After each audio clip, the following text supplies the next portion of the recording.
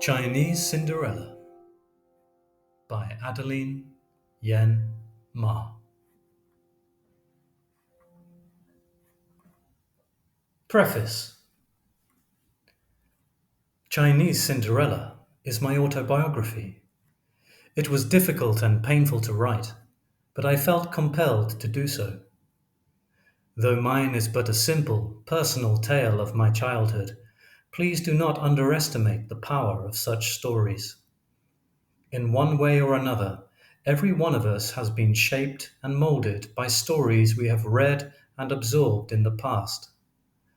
All stories, including fairy tales, present elemental truths which can sometimes permeate your inner life and become part of you. The fact that this story is true may hold special appeal. Today, the world is a very different place. Though many Chinese parents still prefer sons, daughters are not so much despised. But the real things have not changed.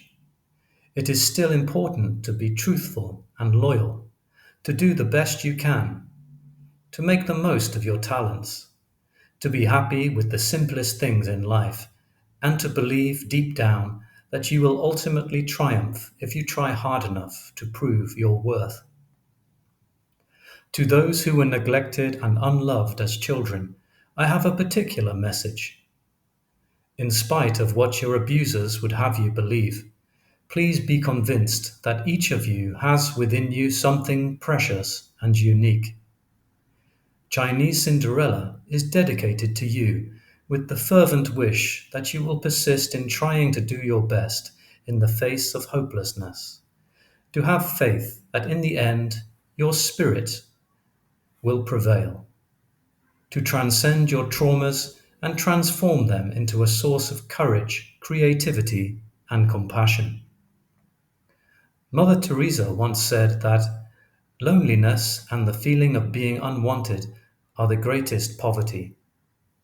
To this, I will add, please believe that one single positive dream is more important than 1,000 negative realities.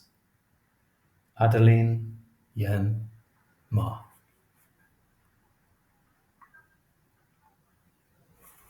Chapter 1. Top of the Class.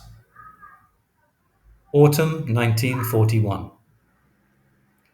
As soon as I got home from school, Aunt Baba noticed the silver medal dangling from the left breast pocket of my uniform.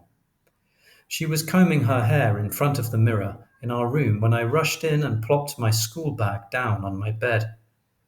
"What's that hanging on your dress?" "It's something special that Mother Agnes gave me in front of the whole class this afternoon. She called it an award." My aunt looked thrilled. "So soon? You only started kindergarten 1 week ago. What is it for?" "It's for topping my class this week. When Mother Agnes pinned it on my dress, she said I could wear it for 7 days. Here, this certificate goes with it." I opened my school bag and handed her an envelope as I climbed onto her lap. She opened the envelope and took out the certificate. "Why, it's all written in French or English or some other foreign language. How do you expect me to read this, my precious little treasure?" I knew she was pleased because she was smiling as she hugged me. "One day soon," she continued, "you'll be able to translate all this into Chinese for me. Until then, we'll just write today's date on the envelope and put it away somewhere safe. Go close the door properly and put on the latch so no one will come in." I watched her open her closet door and take out her safe deposit box. She took the key from a gold chain around her neck and placed my certificate underneath her jade bracelet, pearl necklace, and diamond watch, as if my award were also some precious jewel impossible to replace. As she closed the lid, an old photograph fell out. I picked up the faded picture and saw a solemn young man and woman, both dressed in old-fashioned Chinese robes. The man looked rather familiar. "Is this a picture of my father and dead mamma?" I asked. "No, this is the wedding picture of your grandparents. Your Ye was 26 and your Nai was only 15. She quickly took the photo from me and locked it in her box. Do you have a picture of my dead mama? She avoided my eyes. No, but I have wedding pictures of your father and stepmother, Nian. You were only 1 year old when they were married. Do you want to see them? No, I've seen those before. I just want to see one of my own mama.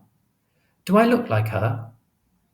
Aunt Baba did not reply, but busied herself putting the safe deposit box back into her closet. After a while, I said, When did my mama die?